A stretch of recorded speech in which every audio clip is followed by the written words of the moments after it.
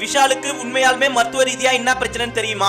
அதுக்கான உண்மையான காரணத்தை விஷாலே சொல்லியிருக்காரு. அதை நான் சொல்லிடுறேன். இது தெரியாத சோசியல் மீடியால விஷாலுக்கு அந்த பிரச்சனை இந்த பிரச்சனை அவனுக்கு நல்லா வேணும்னு தேவையில்லாத சில பேர் அவதூறு பரப்புறாங்க. தயவு செஞ்சு உங்க எதிரியா இருந்தாலும் இந்த தவறை பண்ணாதீங்க.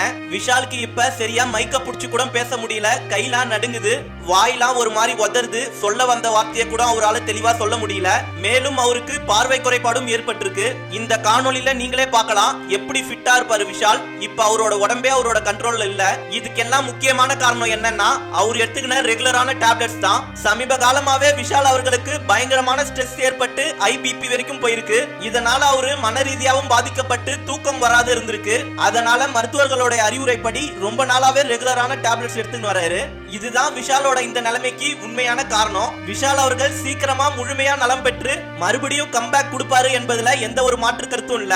மேலும் நம்ம விஷால பத்தின உங்களுடைய கருத்தும் என்ன என்றதை கமெண்ட்ல பதிவு பண்ணுங்க.